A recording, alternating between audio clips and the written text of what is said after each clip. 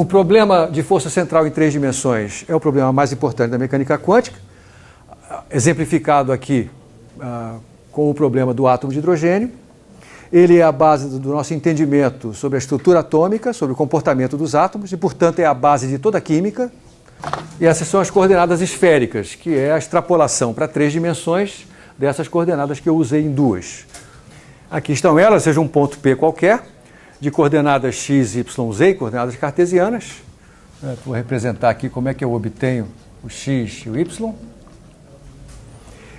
Coordenadas esféricas são r, a distância até a origem, o ângulo θ com o eixo z, o ângulo φ formado pelo eixo x positivo e pela projeção do vetor posição r no plano xy. Tá? A conexão entre essas coordenadas esféricas e as coordenadas cartesianas são óbvias, triviais, né? Por exemplo, z é r cosseno θ. A projeção de r no plano xy é r seno θ. R seno θ vezes o cosseno φ dá x. R seno θ vezes o seno φ dá y. E outra vez você pode usar essa conexão entre as coordenadas para obter a forma do operador laplaciano, a soma das derivadas segundas com relação a x, y e z, em coordenadas esféricas. Esse é o laplaciano em coordenadas esféricas e a equação de Schrödinger independente do tempo é essa que aqui está. Esse é o problema, então, que nós temos que resolver. O que eu tenho que fazer agora? Separação de variáveis. Eu vou procurar soluções da forma essa que aqui está. Na hora que eu substituir essa forma nessa equação grandona aqui, eu tenho que manipulá-la de uma forma conveniente. Todo mundo já vê o que ele tem que fazer, né? Você substitui aqui, vão aparecer várias vezes, por exemplo, nesse termo aqui, o θ maiúsculo e o φ maiúsculo são constantes, saem fora. E assim por diante. O próximo passo é dividir todo mundo por R grande, θ grande, φ maiúsculo. E aí a gente separa, em primeiro lugar, tudo que tem φ. E o que vai acontecer é que vai sobrar essa equação. Vai aparecer φ dois pontos sobre φ igual a uma função que só depende de R e de θ.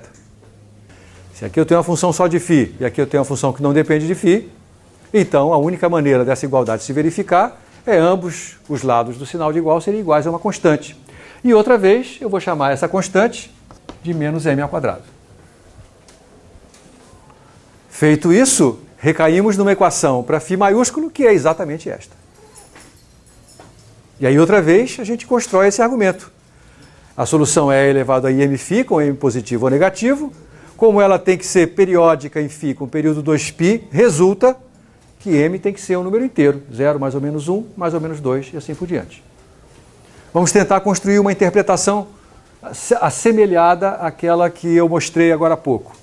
Aqui está um ponto P, como esse que aqui está, né?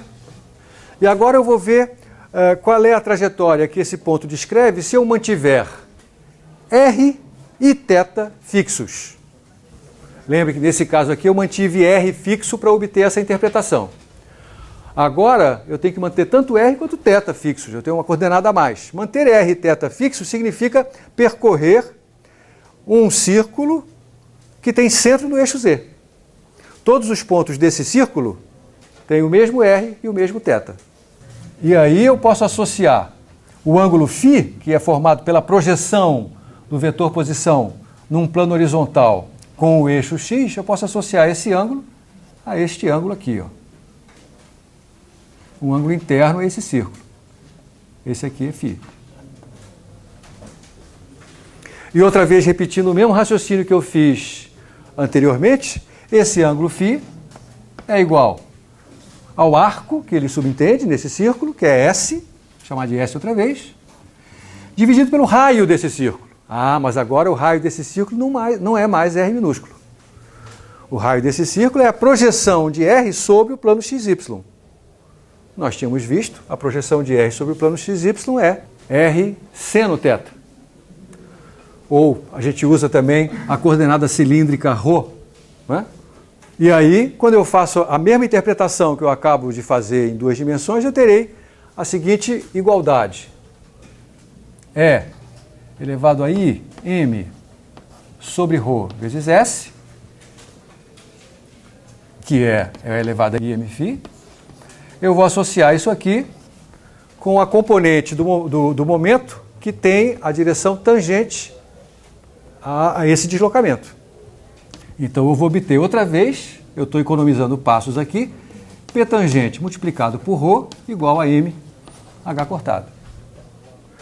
Acontece que P tangente multiplicado por ρ é a componente Z do momento angular. E eu obtenho, como eu tinha anunciado antes, uma condição de quantização agora para a componente Z do momento angular. É claro que isso aqui tudo foi feito porque na definição das coordenadas esféricas eu escolhi o eixo Z como sendo o eixo a partir do qual eu meço o ângulo θ. O eixo Z não tem de fato nada de especial. Qualquer das três componentes do momento angular vai resultar ser quantizada, né, se eu escolher aquele eixo como a origem para a coordenada θ. Eu posso agora manipular o que resta aqui, tem uma função de R de θ. Agora eu vou fazer a separação de variáveis nisso aqui, função de Rθ igual a menos M2. Como essas duas funções de variáveis independentes são iguais, cada uma delas tem que ser igual a uma constante. E outra vez eu vou chamar essa constante de menos K. O motivo do sinal de menos é porque eu já sei o resultado ao qual eu vou chegar. Se eu tivesse colocado ali C, ia resultar alguma coisa com um sinal, e eu estou querendo me livrar desse sinal. As equações que resultam eu vou escrever para você, como referência. A manipulação feita com essas funções vão resultar nessas duas equações diferenciais ordinárias, o que é o resultado que a gente sempre obtém quando usa o truque da separação de variáveis. Um rápido sumário do que a gente fez até agora. Eu escrevi a equação de Schrödinger em coordenadas esféricas, em 3 dimensões. Utilizei o método de separação de variáveis para obter 3 equações diferenciais ordinárias, uma para cada uma das parcelas que dependem de apenas uma variável.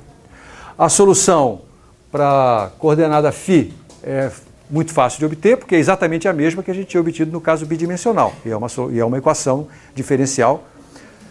Sua velha amiga, sua velha conhecida, você já sabe qual é a solução dela. O mesmo eu não posso dizer das demais equações. Nenhuma dessas duas você conhece no momento. De fato, a primeira delas, a equação em θ, é uma equação muito importante da física matemática, é chamada equação de Legendre.